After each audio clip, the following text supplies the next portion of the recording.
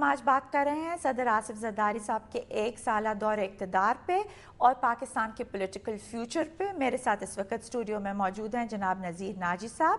السلام علیکم ناجی صاحب. جی ناجی صاحب، یہ زرداری صاحب کا 1 سال کمپلیٹ ہو گیا ایز پریزیڈنٹ آف پاکستان، تو ایز این اینالسٹ آپ اس پر کیا کہیں گے؟ اس پر جی جو بنیادی کمنٹ ہے وہ تو یہی ہے کہ 1 سال پورا ہونا ہی بہت بڑی بات ہے جی.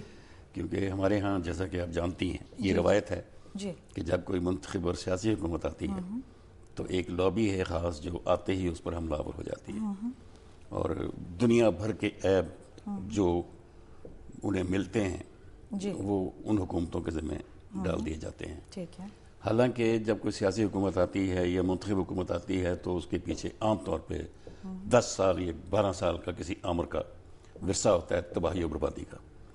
اور آپ جانتی ہیں جب اس بری طرح سے آمرانہ دور میں ایک تباہی پھیلائی جاتی ہے، کرپشن عام کی جاتی ہے اور ایک پیٹرنیج دے کر سماج دشمن عناصر کو جو طاقتور کیا جاتا ہے جی وہ 1-2 سال میں بے اثر نہیں ہو سکتے. جس کی مثال ابھی آپ کے سامنے ہے کہ اس کے مشرف کے دور میں جو لوگ زور میں تھے جی ابھی تک ان کا کچھ بگڑا نہیں ہے. جی وہ اسی طرح مؤثر ہیں، وہ اکانومی پہ چھائے ہوئے ہیں، وہ پالیٹکس پہ چھائے ہوئے ہیں، وہ ایڈمنسٹریشن پہ مؤثر ہیں.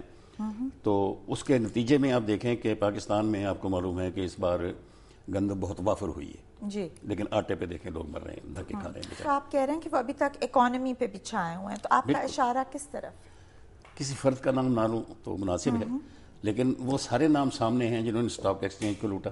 لیکن یہ لوگ انہوں نے چینج کیوں نہیں کیا؟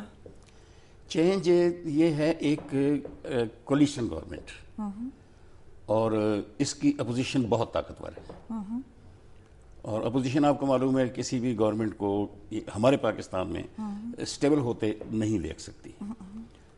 اس کے ساتھ ساتھ میں نے جو عرض کیا ہے کہ مختلف جو سوشل گروپس ہیں جی جی ان بیڈ سینس جی تو ان گروپ کو طاقتور اتنا کر دیا گیا ہے جی کہ یہ حکومت اس لحاظ سے بہت کمزور ہے جی کہ ابھی تک اسٹیبلشمنٹ کے ساتھ اس کی وہ انڈرسٹینڈنگ نہیں ہوئی جو آمروں کی ہوتی ہے. آمر تو اس پہ حکومت کر رہے تو ہیں. یہ تو پیپلز پارٹی کا ہمیشہ پرابلم رہا ہے جب بھی وہ پاور ایکسیپٹ بھٹو صاحب جی، لیکن بے نظیر صاحبہ کے ساتھ بھی بے نظیر صاحبہ تو بہت ہی بے اختیار وزیر اعظم رہی. انہیں تو کسی بھی چیز پہ آپ کو معلوم ہے جی صاف کہہ دیا گیا تھا، مطلب فارن پالیسی انہیں کہہ دیا گیا تھا آپ کا سبجیکٹ نہیں ہے، جی ڈیفنس آپ کا سبجیکٹ نہیں ہے، انڈیا پاکستان ریلیشنز آپ کا سبجیکٹ نہیں ہے، افغانستان آپ کا سبجیکٹ نہیں ہے. تو باقی ان کے پاس کیا تھا؟ تو انہیں تو کہا جاتا تھا اسلام آباد کی حکمران ہے وہ.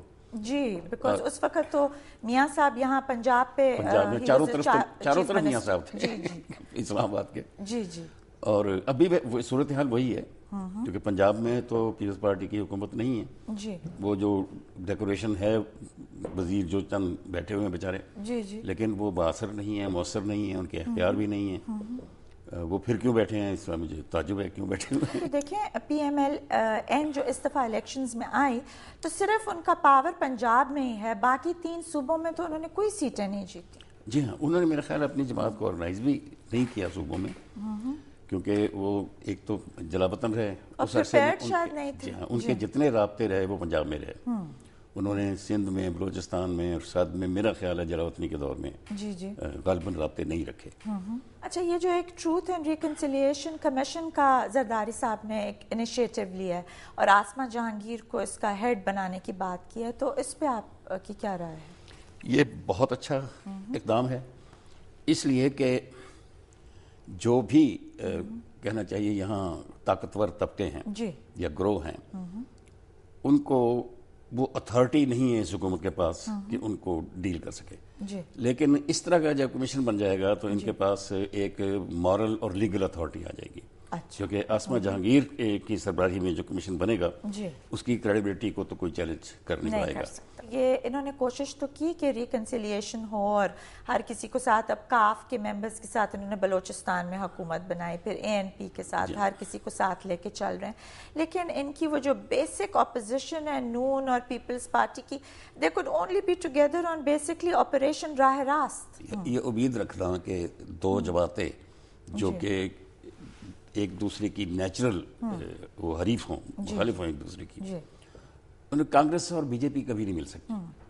باقی جماعتوں سے الائنس ہو جاتی ہے. جی اسی طرح ریپبلکن اور ڈیموکریٹ صاحب کو پتہ ہے وہ مذہب کی حد تک ہوتے ہیں ایک دوسرے کے. ہاں اتنے خلاف. جی تو یہی صورتحال یہاں ہے کہ بھٹو صاحب کی پارٹی میرے ساتھ بھٹو صاحب کا جی پالیٹکس ان کی ہے. جی جی یہ باقی جو لیڈر آتے رہتے ہیں یہ در حقیقت بھٹو کے نام کو اور بھٹو کی فلسفی کو اور بھٹو کے جو سوچ ہے. لیکن جی بے نظیر صاحبہ نے بھی تو ایک بہت بھرپور کردار ادا کیا اتنے بے نظیر صاحبہ نے بھٹو پارٹی صاحب کو سے تو لمبا ان کا وہ تھا. بالکل بالکل وہ بھی رہا اور انہوں نے یوں کہنا چاہیے کہ پیپلز پارٹی کی سیکنڈ جنریشن کو پیپلز پارٹی بنانے والی بے نظیر بھٹو تھی اور ان کو بے نظیر بھٹو کی بنائی ہوئی پارٹی ملی ہے.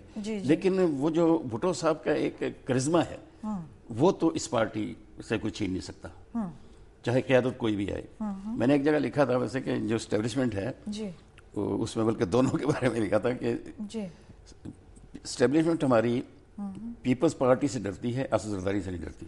اس پہ بات کریں گی جی ناجی صاحب. ویل کنٹینیو آور کنورسیشن لیکن ایک بریک کے بعد ہمارے ساتھ رہیے گا.